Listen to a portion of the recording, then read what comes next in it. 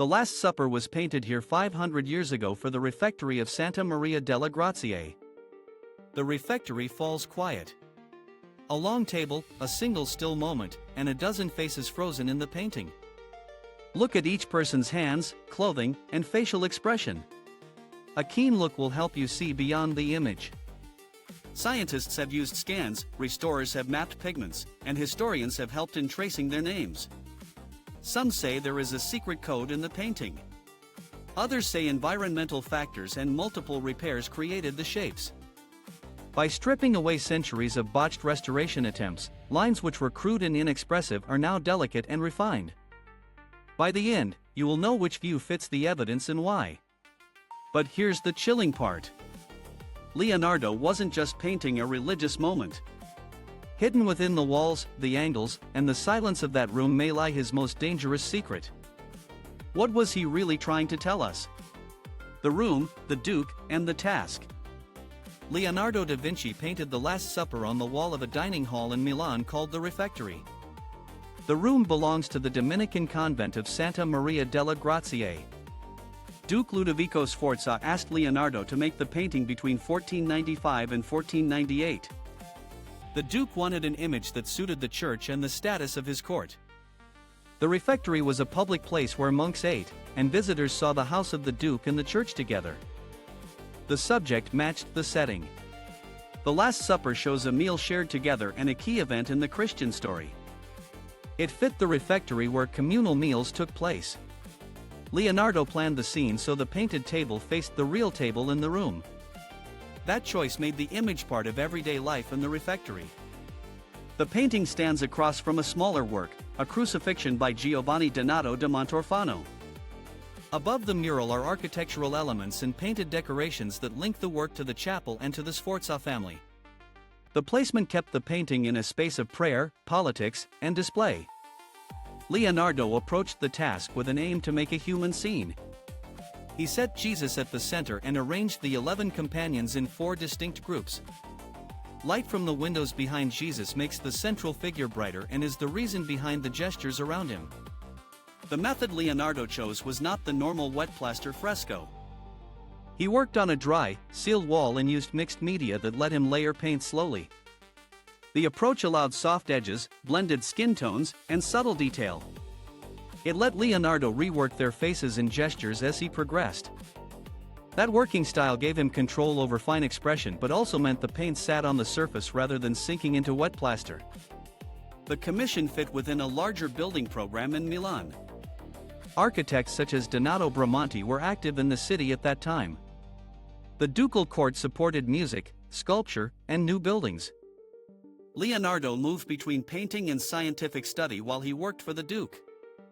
His presence at Santa Maria delle Grazie joined him to a circle of artists, engineers, and patrons who changed Milan in the late 15th century. Leonardo painted slowly. Records show he took time to try poses, refine hands, and change details. He placed figures on a low bench and used the architecture of the painted room to echo the real space. Milan is a balanced narrative action and calm focus on Jesus. The composition and scale fit the refectory and the needs of the patron. The job required skill, imagination, and decisions about materials and space. The choice of subject, the size of the wall, the patron who ordered it, and the relation to the room all shaped how Leonardo worked. The Last Supper began as a commission tied to power and worship. And it became a test of new methods in creative design. The work also linked art, faith, and the Duke's public image perfectly well. But here's the hidden twist. Leonardo's genius was also his greatest gamble. The very method that gave the Last Supper its lifelike glow would also seal its fragile fate.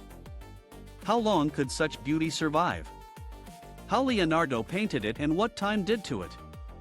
Leonardo used a slow method for the Last Supper. He painted on a sealed wall with dry layers.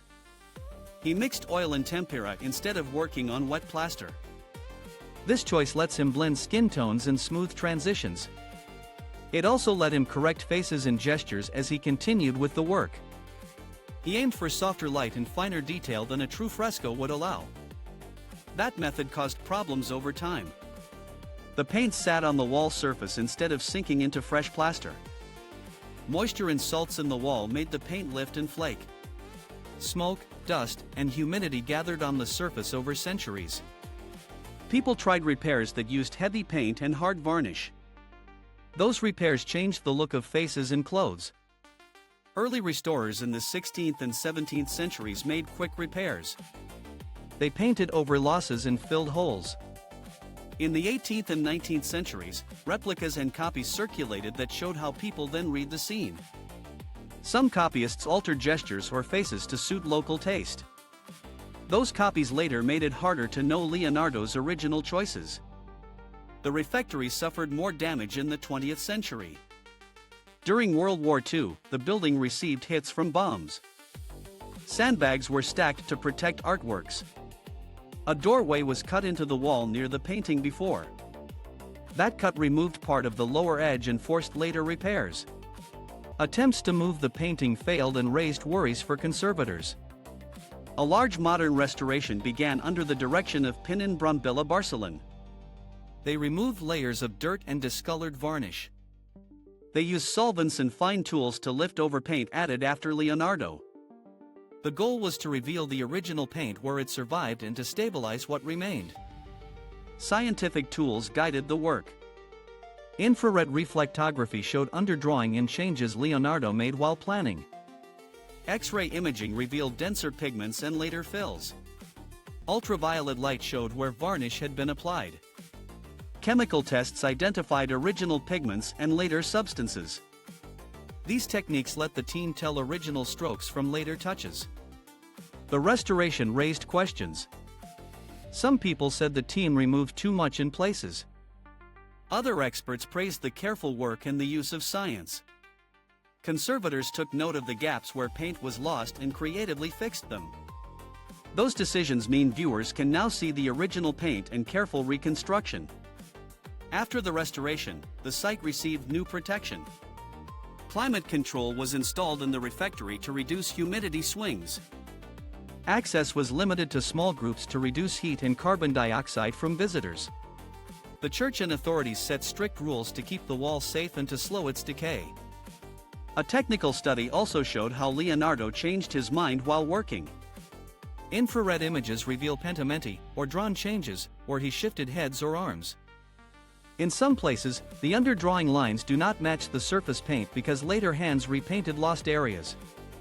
The painting we see today carries traces of Leonardo and centuries of change.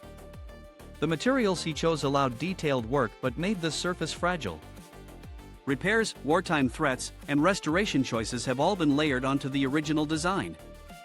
Scientific study helps separate some layers and shows how the painting changed through time. But beyond the brushstrokes and centuries of repair lies a deeper puzzle. The people within the scene. Who exactly are these figures surrounding Jesus and why did Leonardo arrange them in this way? Names of those at the table. The painting places Jesus at the center and shows 12 companions around him. Each figure has a name and they are universally known. From left to right, the usual list reads Bartholomew, James the Lesser, and Andrew. The next group shows Judas Iscariot, Simon Peter, and John. Jesus sits under a bright window. To his right are Thomas, James the Greater, and Philip. At the far right sit Matthew, Jude Thaddeus, and Simon the Zealot. Bartholomew stands near the table edge, body turned to face the center. James the Lesser sits tense and wide-eyed. Andrew pulls back with raised hands. These three act as a group of startled witnesses. Judas Iscariot sits in shadow in the next group. He leans away and holds a small purse in several readings. His posture is closed compared with Peter, who leans in with a small knife visible in his right hand. John appears beside Peter with a youthful, smooth face. Leonardo often painted young men with soft features and long hair, which explains John's look here. Jesus sits still at the center. The window behind him throws light that frames his head. His hands hover near the bread and a cup on the table. The placement of Jesus and the bright opening behind him make him the visual anchor. On Jesus' right, Thomas raises a finger and seems to press a point. James the Greater covers his mouth with both hands. Philip leans forward with palms open, seeking an answer. Those gestures show disbelief mixed with a demand for clarity. At the far right, Matthew turns toward Jude Thaddeus as if he is speaking. Jude looks towards Jesus with a heavy brow. Simon the Zealot holds his beard and listens. The three form a group moving from a talk in the back to the center. Leonardo grouped the 12 into 4 trios. Each trio acts like a short scene that adds rhythm to the whole picture. Heads and hands create lines that move attention around the table. The table becomes a stage where small actions carry the main moment. To confirm names, scholars use many signs. They read hand positions, where eyes point, and which gestures match gospel lines. They also compare copies and related paintings to find repeated patterns. Painters in Leonardo's circle, often called the Leonardeschi, copied the design. Notable followers include Giampietrino, Andrea Solerio, and Marco Doggiano. Those copies preserve poses and faces that help scholars decide which parts came from Leonardo.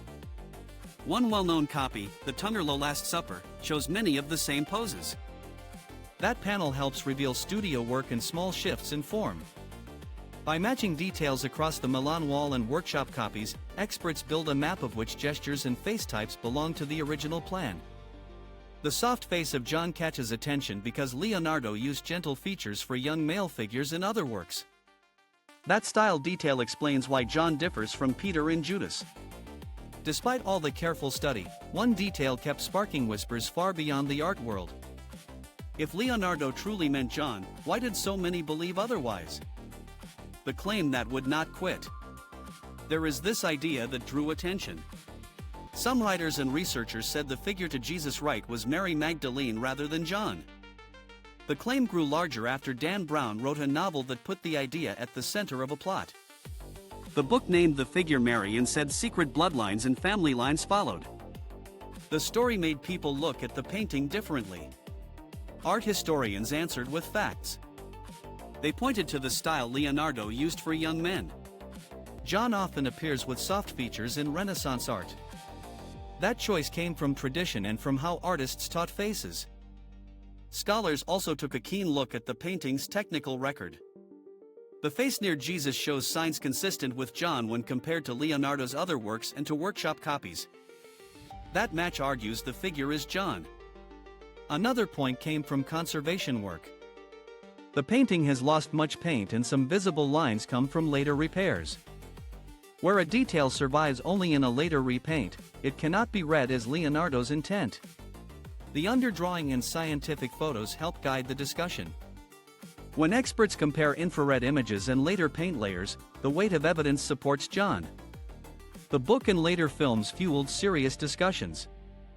Tourists and writers searched for signs and for a story that would bring in some new information. Television shows and online videos used pattern matching and visual tricks to link the figure to Mary. They used small similarities in face shape or in hair to claim a different gender. For many viewers, the image fit the story they wanted. Scholars named a few reasons the Mary idea fails as proof. First, Leonardo used young male models and stylized faces for certain apostles. Second, workshop copies from Leonardo's circle placed the same figure as John in nearly identical ways. Third, the science of imaging finds an original underdrawing that matches John as a male disciple. These lines of evidence reduced the chance that Leonardo painted Mary instead. People approached this matter differently. Some based their understanding on conspiracy theories, while some reasoned based on facts. That division made the painting a stage for two kinds of stories. One side relies on careful study and lab results. The other side relies on pattern reading and popular thrills. And new videos added layers of theory about secret marriages and revised church histories. Some authors found older texts or odd medieval claims to support the tale. Others pointed to older art used for symbolic reasons. The gap between a literary thriller and art history kept the story alive. In short, the Mary Magdalene idea moved from a small theory into a mass story. Experts pushed back with methods and names, citing studio copies, technical photos, and conservation reports. The truth of the painting's figures depends on lines under the paint and on stable documents from the time. Those records favor the old reading that the figure is John the Apostle rather than Mary Magdalene. But if the old records seem to close the case, the new tools threaten to reopen it. What if technology could peer beneath centuries of paint and uncover something the experts missed? The program studied face shapes, hand positions, brush strokes, and light fall. It compared those patterns to hundreds of works by Leonardo and his circle. Then it mapped similar lines on the Milan wall. The software highlighted repeated shapes, underdrawing matches, and echoes in studio copies. 3 clear markers rose above the others. The first marker is a jaw shift on the figure to Jesus' right. Infrared underdrawing shows a curved line near the ear. The surface paint sits a little forward from that curve. The program matched the curved line to the same shape in a Giampiatrino copy and on the Tongerlo panel. The match appears in original layers, not only in later repaints. The second marker is a hand near Judas. The underdrawing drew a compact grip low at the table edge. Surface paint shows longer fingers. The program found the longer fingers repeated in 4 Leonardeschi works. That repetition links the gesture to a repainting and to a deliberate change in pose. The third marker is a faint draft line behind Jesus. Visible light treats it as a shadow. Infrared shows a clear draft stroke.